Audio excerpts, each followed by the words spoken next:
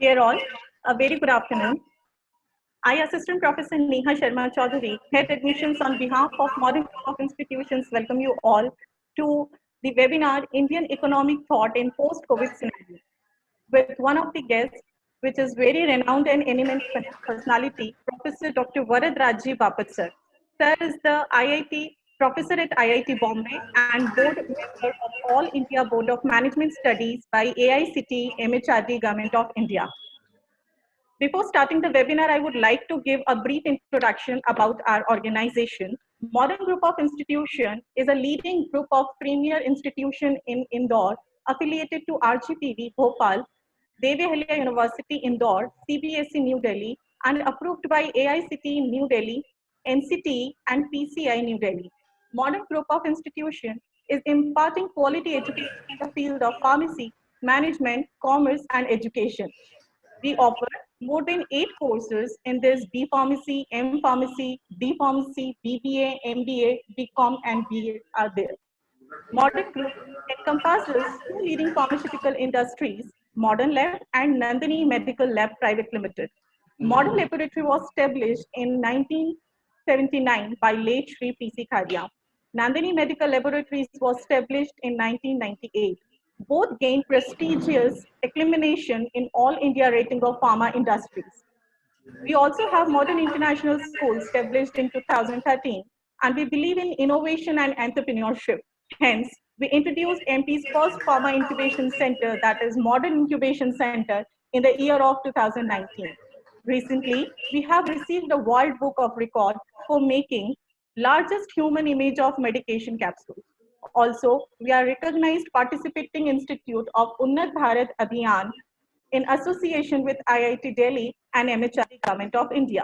The institute also have Modern Innovation Council, which is an institute innovation cell by MHRD Innovation Cell. Now, I request our chairman, Mr. Anil Kharia sir, to welcome our guest, Dr. Varadraj Bapat sir. Good afternoon to all. It is an honor to welcome Mr. Varadraj Bapat sir. We at Modern Group believe in quality education, and in these difficult economic situations, we thought to plan for this webinar which can guide us and give a new thought process on Indian economy post-COVID. I think no one better than Dr. Varadraj Bapat ji can explain in great detail. I, Anil Kharia, Chairman, Modern Group of Institutes, feel honored to welcome Dr. Varadraj Bapat ji and all the participants who have joined us on this webinar. Thank you so much, sir. Before moving further, I would like to introduce the brief profile of today's guest, Professor Dr. Varadraj Bapat.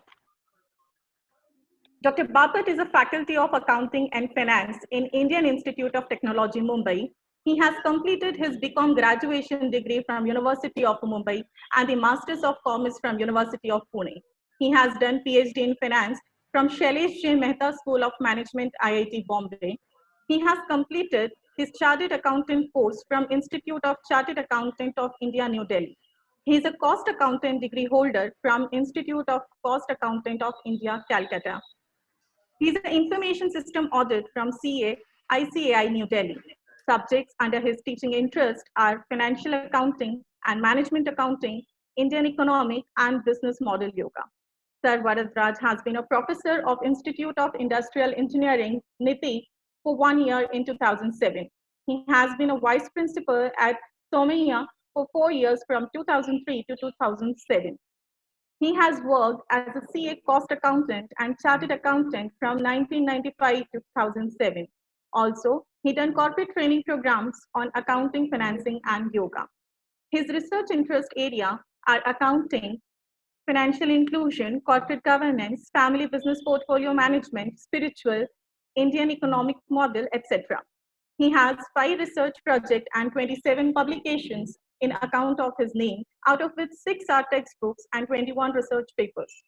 He is a 22nd rank holder in All India CA final examination in 1995 and 47th rank holder in intermediate examination in 1993. He has been nominated for President of India for selection of professors, and he is also a member of the Board of Governors of IIT's Guwahati and NIT's Manipur. On behalf of Modern Group of Institutions, I feel honored to welcome Professor Dr. Varadraj Bapat, sir.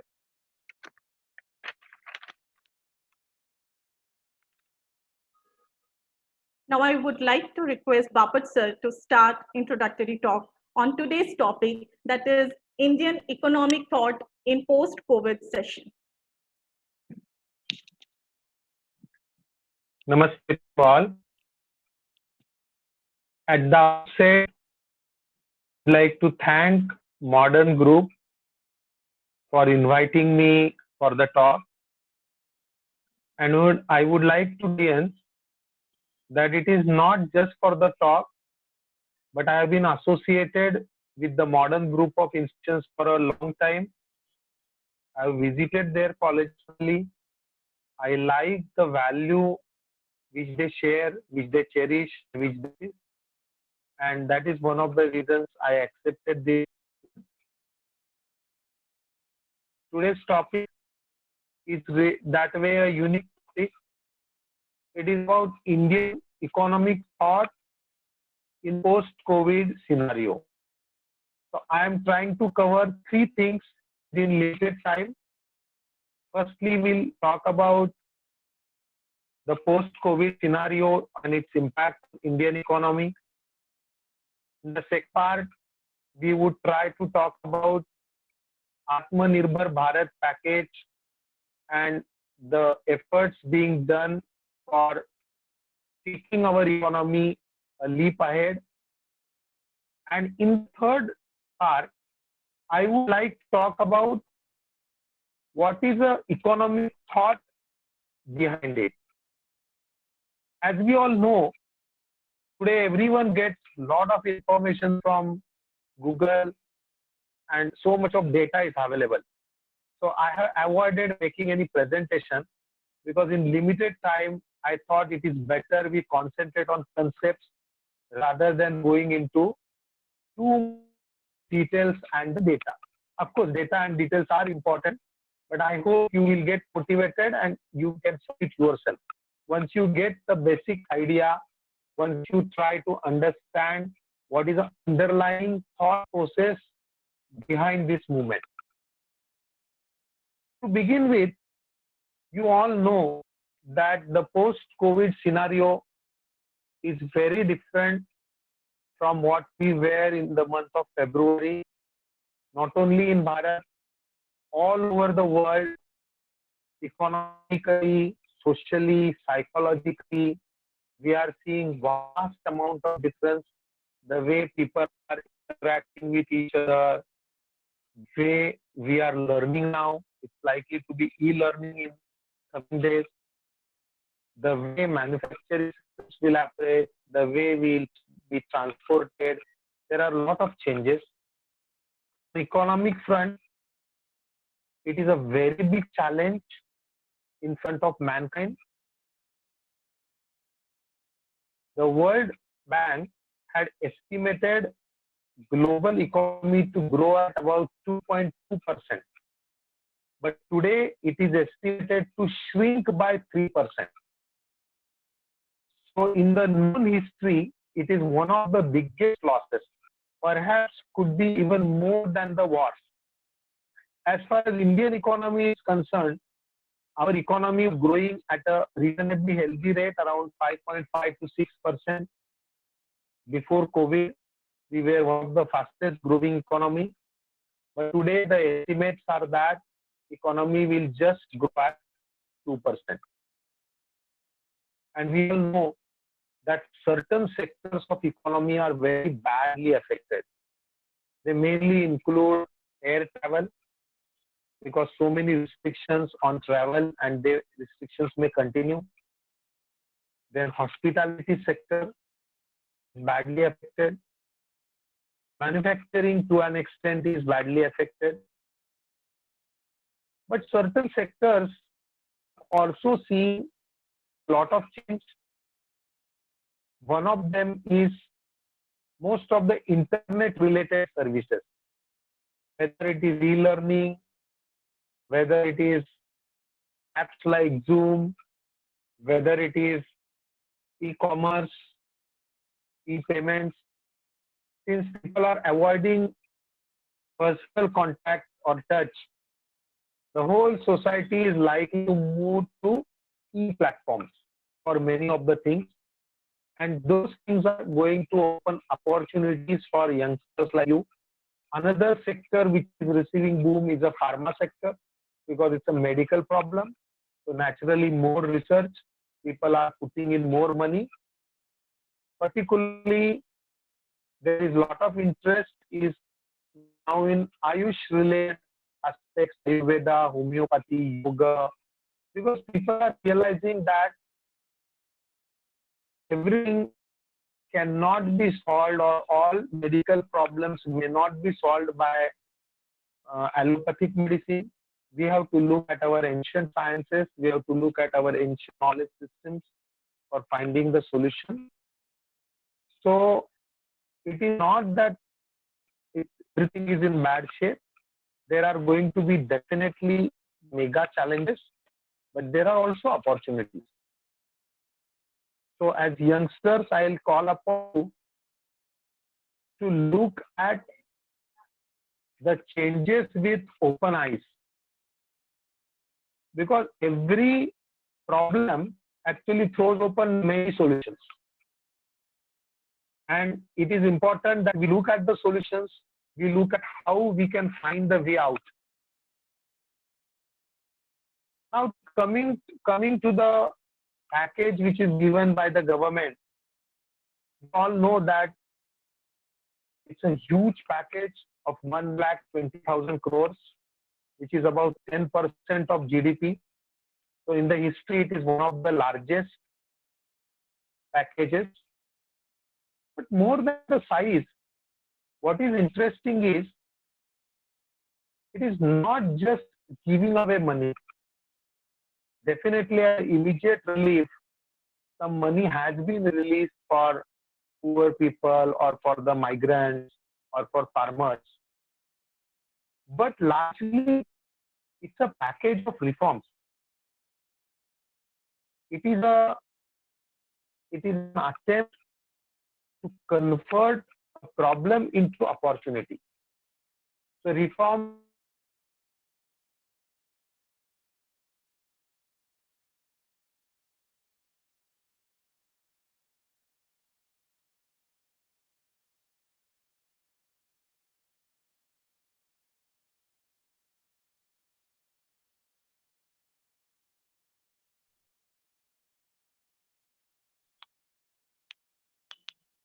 Am I audible? Yes, sir. Now you are audible. Sorry, I think there was some problem. Some technical issue was there, sir. No issues.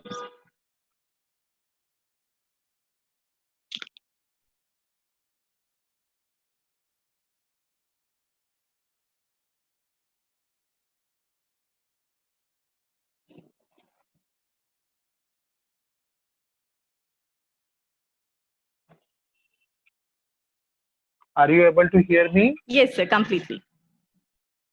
Thank you. So, it is an attempt to make reforms. As Prime Minister has said, 4 L's which were very much problematic: land, liquidity, laws.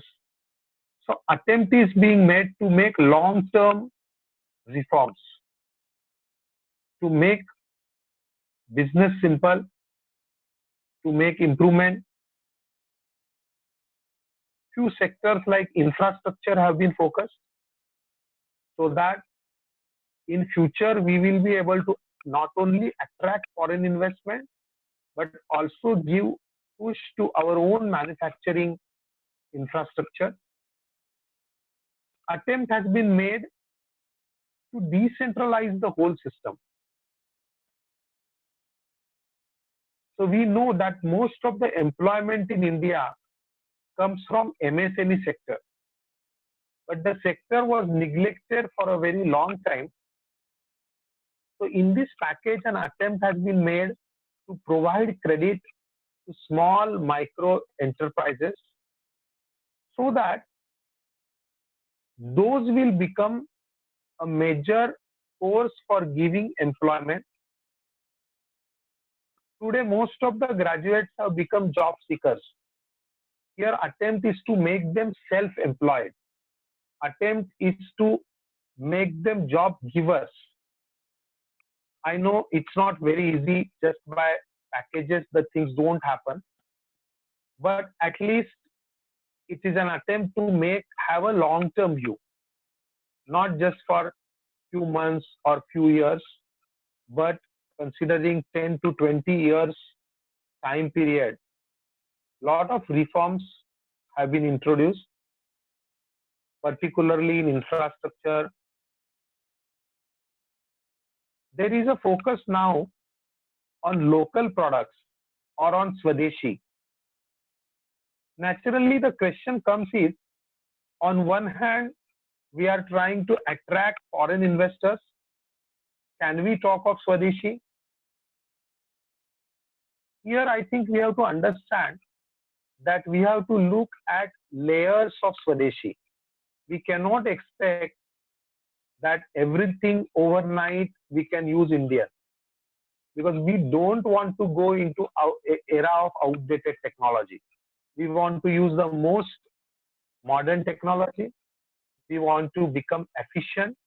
We want to cut down costs, improve upon service.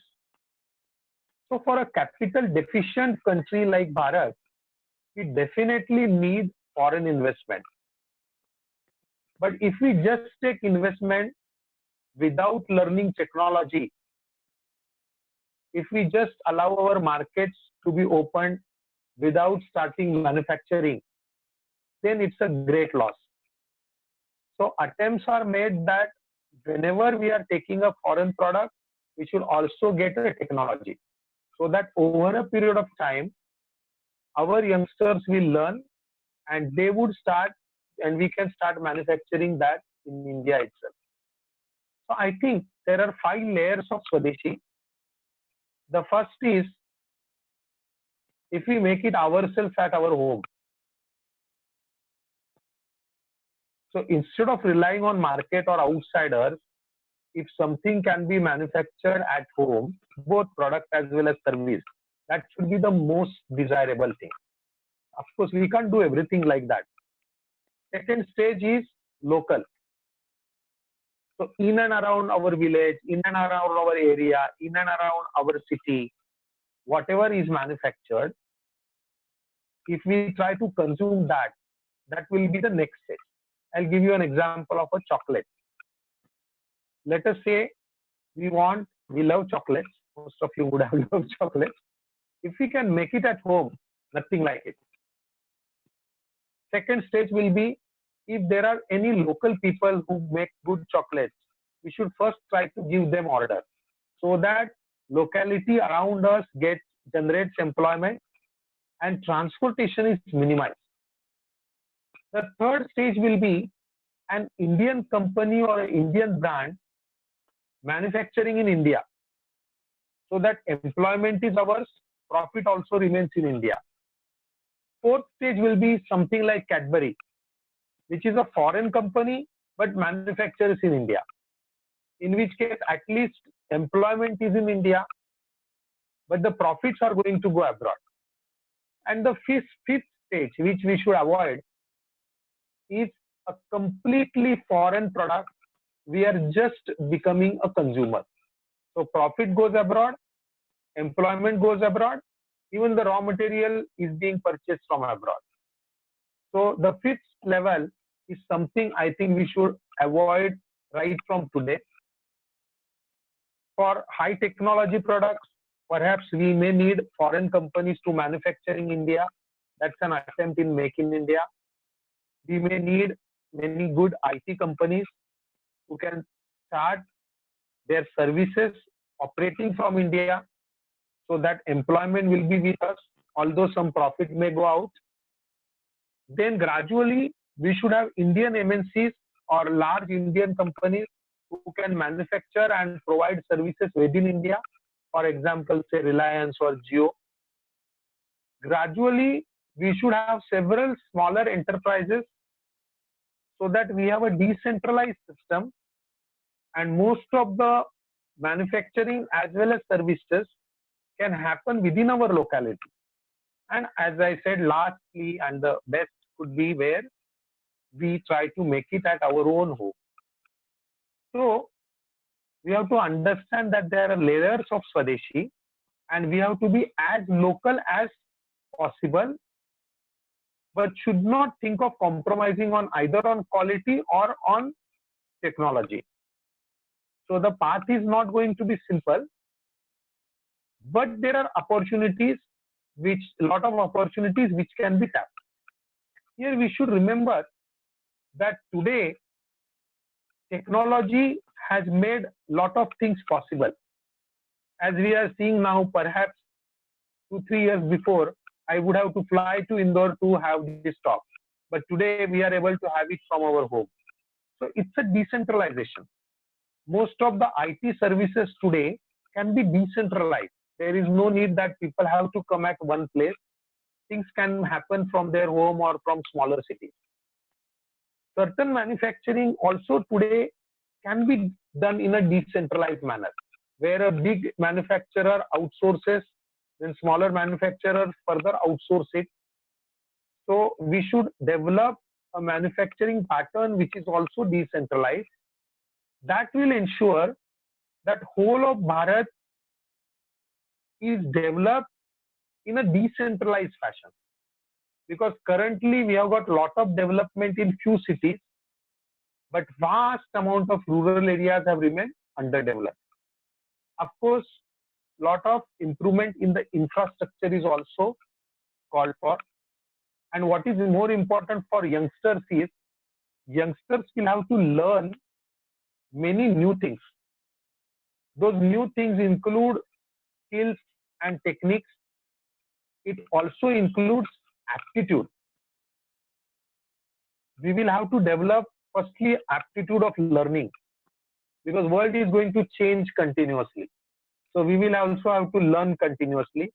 We'll also have to develop aptitude of good communication, because how do we interact with, starting from our home with our parents, how do we interact with our relatives, how do we interact with our people around our area, how do we interact with our customers, how do we interact with our suppliers. All these things are going to play a very important role when we want to be self-employed. And next could be development of appropriate leadership abilities, because we will have to take decisions about ourselves, we'll have to take decisions about business. And I'm sure institutions like modern group of institutions do develop both skills as well as aptitude. So I'll call upon the youngsters to be ready to learn, so that whatever challenges we are facing, they are going to open many opportunities. We should be able to lap up on these opportunities. Now I'll try to go to the third part of my talk, that is about the underlying economic thinking. Usually when we discuss about economic thinking, we have only two prominent economic thoughts in our mind. The first one is capitalism and the other one is communism. Capitalism, as most of us know, started around 1780s with industrialization, and that was beginning of big businesses in England and France. There was huge amount of extraction. Workers' conditions were horrible. People had to work for 18 hours a day, and workers were extracted. Customers were extracted, because customers did not have much choices. So they had to buy goods at whatever prices they are offered. There was a lot of extraction of colonies. Even India as a country was extracted by Britain. So large scale extraction and ill treatment led to coming out with an alternative thinking process. And that alternative thinking process was called as communism. Communism talked about equity.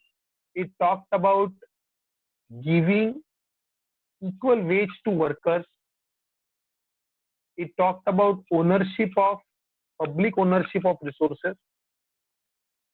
So it attracted many people, and we might be knowing that around 1918, after First World War, when Tsar rule in Russia was in trouble, communist power became dominant there, and Russia became first country to come under communist rule. Within few years, several neighboring countries were made to be part of Russia, and Russia became USSR, and several other Eastern European countries also adopted communism. So there was an Eastern Bloc, as it was called. In 1948, China also became a communist country. So for a very long time, there was a war between communist countries versus capitalist countries, or between USSR and Europe or US. So after Second World War, there was always a fear in the minds of people that we may have a war sometimes between capitalism versus communism. But around 1990s, there was a sudden fall of Berlin Wall, followed by, within 2 to 3 years, fall of most of the communist countries. So people inside communist countries were actually not at all happy with communism. There was no equity, there was no growth, large-scale unemployment, poverty. There was no freedom of expression, no democracy. Lot of repression of people. It is documented that around 10 crore people were killed in the communist regimes. That led to internal collapse of communism. So there was no war as such between US and USSR. Communist countries collapsed within themselves, and communist economic model collapsed. A few countries like China and North Korea do have communist rule, but they also gave up communism as an economic system. So it was assumed that now the capitalist economic system has won the war, and almost all the world adopted a capitalist system, including countries like India, which were having mixed system, also welcomed capitalism in the name of globalization or liberalization. But the problems of capitalism were not solved. Still there is a lot of inequality, still there is a lot of unemployment, still there is a problem for workers.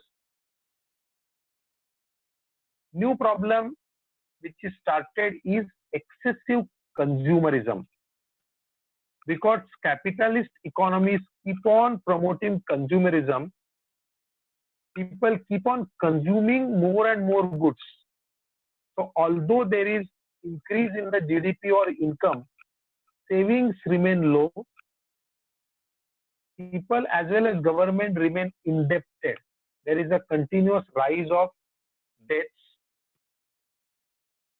Society has come in trouble because family system is close to collapse. Social systems have become very weak. So relationship between the people have been very bad in the capitalist countries. Crime has increased. Several psychological and mental problems have increased. So there are a lot of psychosomatic diseases, high health bills. In short, people in capitalist countries also do not look to be very happy.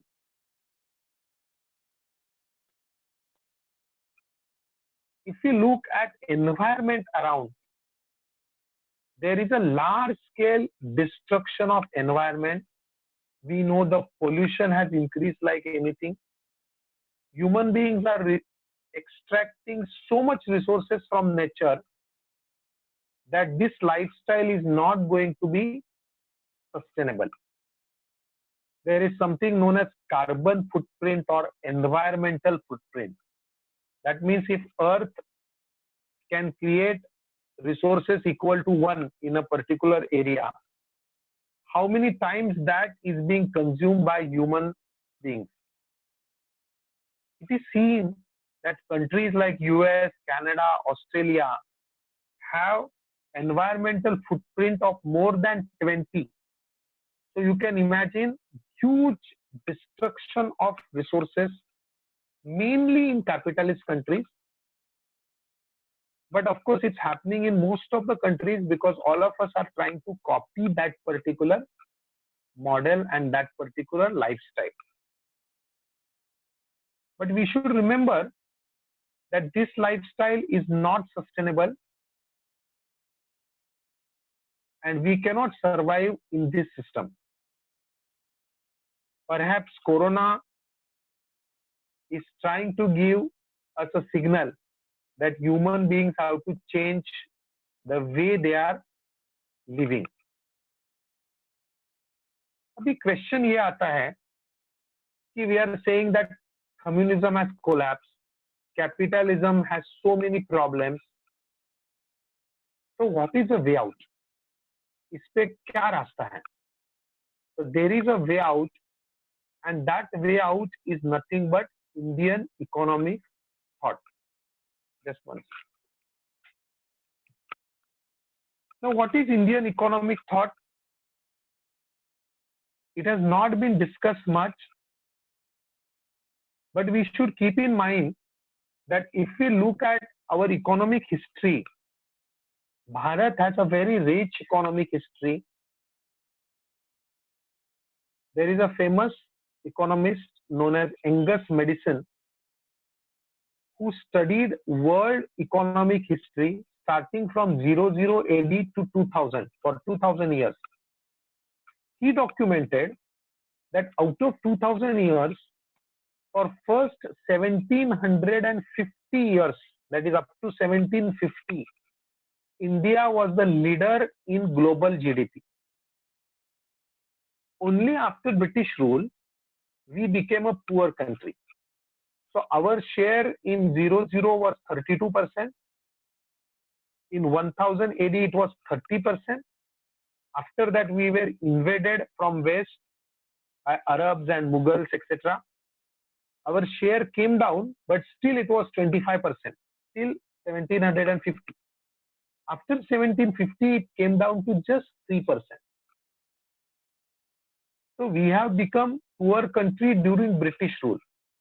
On our own, when we were following Indian economic system, we were having a very sustainable and a very prosperous kind of economy and a very healthy lifestyle.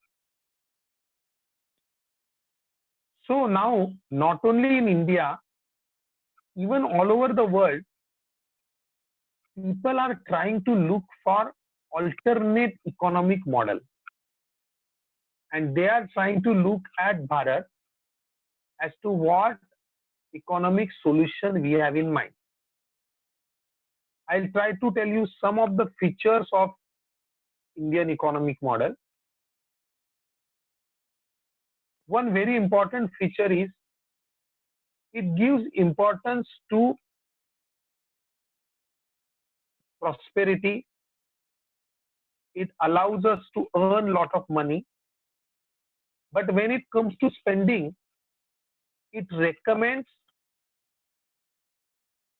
spending only as much as is necessary. So earn, but don't spend extravagantly. You might have heard of Ishavasya Upanishad, which says तेन त्यक्तेन भुंजीता मा गृध कस्यस्विद धनम. Means तेन, यानी जो भी आप पैसा कमाओगे, the money which you earn, उसका त्याग करके भोग करो. So you enjoy it, but before that you give it to others.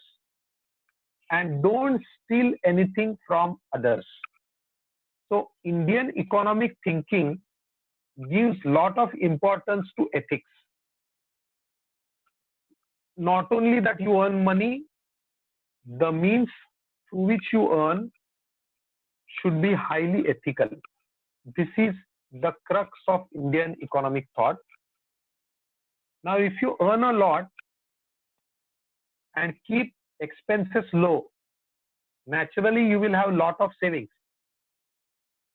So high savings, what will you do with that savings? Those savings are to be invested on a long-term basis.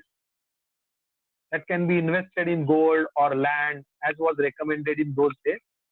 But today you can invest in shares or in bonds also. But the idea is to have a long-term saving. If we look at the actual economic data, India actually has a high saving rate even today compared to Western world. And Indians generally prefer a long-term investment. These are some of the important features of our economic thought. Our economic thought also emphasized on a decentralized system. Instead of having money in the hands of few, it should be distributed to all. So we were talking of SMEs or small sector. India actually has a very high share of small enterprises. And an effort is being done to further promote those enterprises. That is a part of our economic system, to have a decentralized kind of system. And instead of having people who are employees, try to have maximum people as self-employed. So they can on their own do their business. That is inside our DNA, but unfortunately not being used extensively. One very important feature of our economic principle is sustainability. We like a sustainable economic system. Even our older houses were built to last for 250 or 300 years. Our temples were built to last for 2000 years. You might be knowing Badrinath Mandir and Kedarnath Mandir. So there was a very good flood. Everything else was swept out, but that Kedarnath Mandir is intact. Most of our old temples were actually meant for lasting long. So our thinking, if we use a particular resource, don't waste it. Try to reuse it. That's why even if we buy clothes, they were used repeatedly in the older days. पहले कपड़ा को use करेंगे, बाद में पोछे के लिए use करेंगे, बाद में और किसी पर्पस के लिए यूज करेंगे. So use and throw is a Western pattern which increases the load on resources, whereas Indian pattern is to use less and that to reuse. Now in last few minutes, I would try to give a few economic thinkers who have written on Indian economic model, so that those of you who are interested can read more on it. In the ancient days, we know that in Vedas and Upanishads, there is a lot of economic thinking, although there is no separate book, because our ancient granthas, in one grantha includes everything. Then there is Arthashastra by Chanakya, which talks about economy, about policy, politics, law, and so on. There is Chanakya Niti in Mahabharata, which gives some details about our economic thinking. In relatively modern days, Dadabhai Nauroji has written about economic brain of India. Then Lokmanya Tilak has written about Swadeshi and how we can promote entrepreneurship. Mahatma Gandhi has also written about how we can promote a self-sustained Swadeshi economy. Dr. Bhimrao Ambedkar has extensively written on economics. His first thesis, which he presented in 1915 in Columbia University, is titled as Ancient Indian Commerce, in which he has elaborated how there was a well-developed commerce in ancient India, including trade, services, navigation, transportation, and so on. He has also written a very good critique in 1956 titled as Buddha versus Buddha and Karl Marx, where he has said that though Soviet Union is a very successful economic system, it's not going to be useful for human beings. Remember, in 1956, communism was presented as a successful system, at least in material terms. That's why he says that though it is a successful system, it is not useful. Why it's not useful? Because it can at max create fat pigs. It is his words. So even if you earn a lot of money, but if you don't have any morals, if you don't have spirituality, it is of no use. Human beings not only need material wealth, they also need spirituality. This was essence of what Bhimrao Ambedkar was trying to tell. There is also writing on Ekatma Manav Chintan by Deen Dayal Upadhyay, where he has elaborated how instead of copying from West, we have to use our own models. Deen Dayal ji has elaborated that our economic thinking talks about 4 purusharthas. Most of you would have heard. Dharma, Artha, Kama and Moksha. Of which Artha means earning money. Kama means making enjoyment. Both of them are there, but they are within the 2 bounds of Dharma and Moksha. Human beings are not just for Artha and Kama, they are also for Dharma, which is their duties, and ultimately to achieve Moksha. So our economic system is an integrated system. Instead of only thinking of human beings, it thinks of society, it thinks of nature, it thinks of sustainable lifestyle. There is also writing a book known as Third Way, that is written by Dattopant Thengdi ji. In more modern times, we have got C.A. Gurumurthy, who has written on Indian economic system. There is a professor from IIMB, Professor Vaidyanathan. He has written on Indian system. So I would request all of you to understand the concepts and see how they can be adopted in today's time, because post-COVID is going to be a very challenging time. We are going to see a lot of changes in both economy and society. So we should be prepared to study our Shastras, our scripture, and try to adopt them to modern times.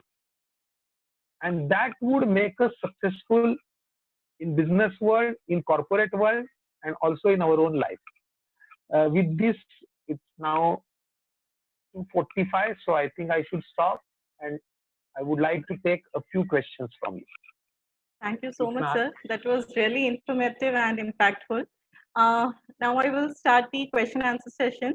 The first question of the session is, sir, that how the economy will change after the pandemic and how a common person will get affected by it.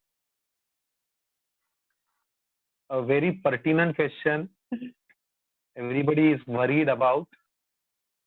So we know that the way we interact with us is changing now. It is like we are using electronic media. So perhaps the look of offices may change in coming days.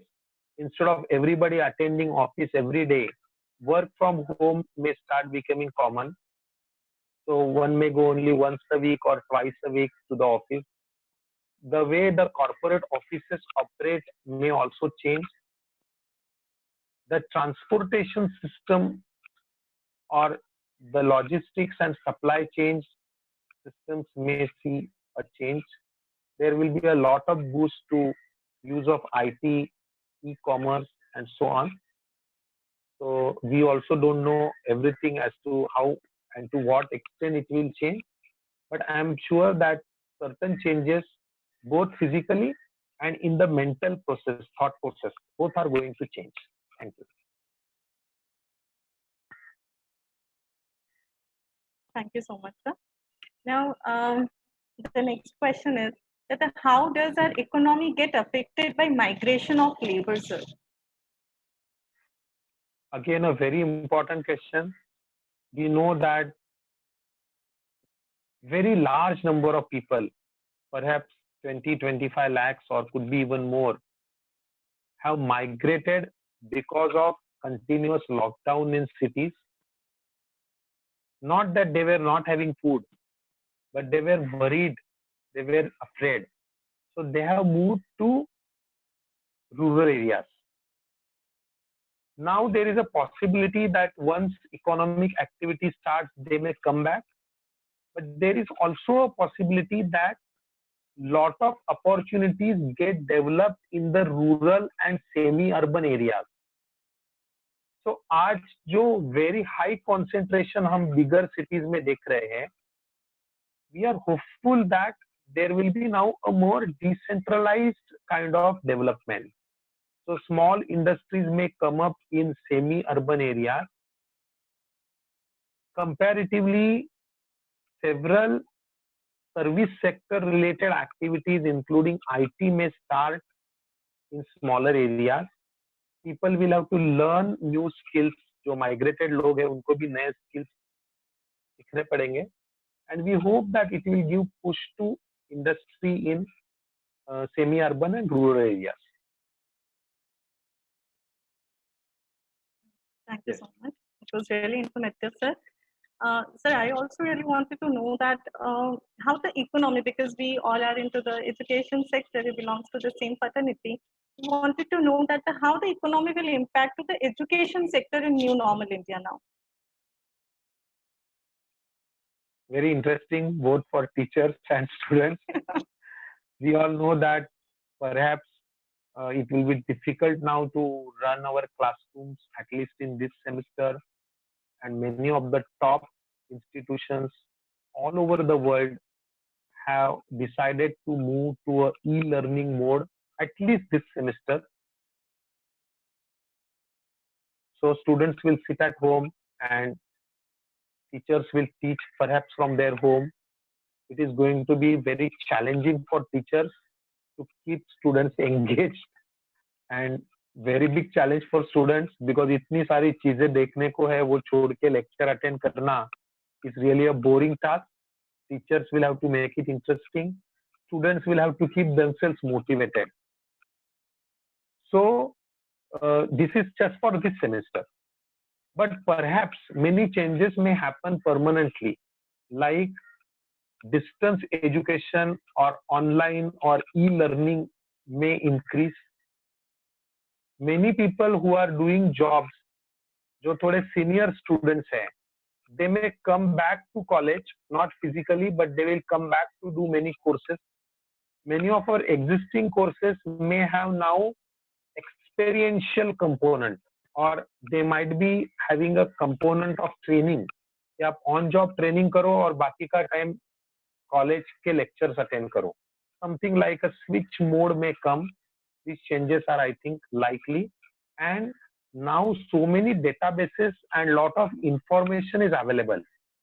So teacher का role less of information provider, more of a facilitator, more of a motivator or inspirator ऐसे होना चाहिए. And I think we will slowly move to that. Thank you. Very true, sir. the next question because we are running short of time. That what benefit will the micro and small and medium enterprises get from the announcement done under the MSME?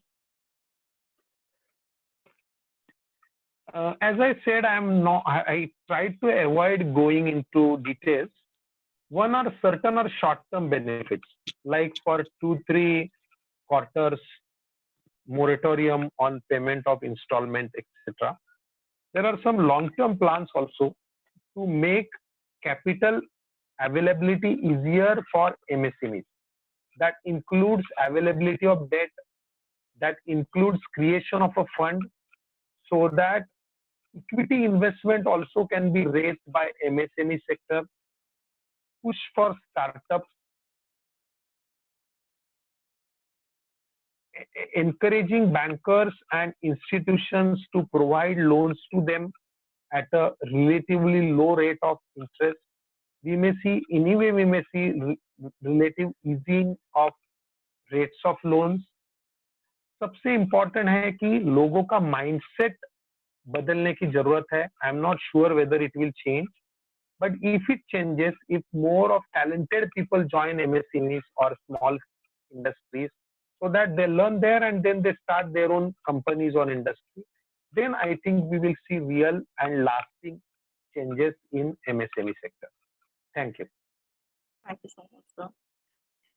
Sir, as I heard that your area of interest includes the yoga and spirituality also, sir. So we would just like to know that how yoga and the spiritual practices can minimize the stress during this pandemic scenario, sir. A very important question, because we know that we have to now live with virus. आज जो areas green है वहां भी आगे जाके cases बढ़ सकते हैं, जो एरियाज रेड है वहां ऑलरेडी केसेस ज्यादा है. But at the same time everybody is not going to be affected. Only those people जिनकी खुद की हेल्थ अच्छी नहीं है, जिनकी इम्यूनिटी अच्छी नहीं है, they are going to be affected. And the most important factor behind immunity is our mindset. If we keep our mindset stressless, if we keep ourselves positive, that itself gives us lot of immunity. Then COVID is a respiration related problem. It affects our respiration and ultimately people become breathless or have a stroke, cardiac arrest. So regular practice of pranayam, regular practice of asanas, regularly taking Ayush Kada or homeopathic medicine, these will improve our immunity, because there is no medicine as such. Our own immunity and our own healthy lifestyle is very important, and I'm sure yoga will help everybody to give it, not only to face COVID, it will also make us more healthy and most importantly, more happy. Thank you. Thank you so much, sir. It was really very wonderful conversation with you, sir. Thank you so much. It was really, truly worth hearing you. And now I would like to call Puneet, sir, our group director, sir, for the proposed vote of thanks.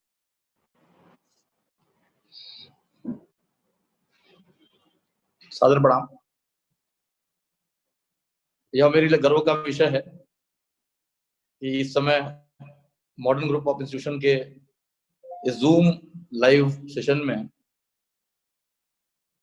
हम एक ऐसे गुरु को सुन रहे हैं, एक ऐसे राष्ट्र ऋषि को सुन रहे हैं जिन्होंने योगा से लेके प्रबंध, अकाउंटिंग और राष्ट्र पुनर्निर्माण के लिए अपने आप को समर्पित कर दिया है. यह निश्चित ही हमारे संस्थान के लिए गर्व का विषय है कि ऐसे संत को हमें सुनने का अवसर प्राप्त हुआ है. और निश्चित ही देश की जो युवा पीढ़ी है इन भावों को अधिग्रहित कर चुकी होगी.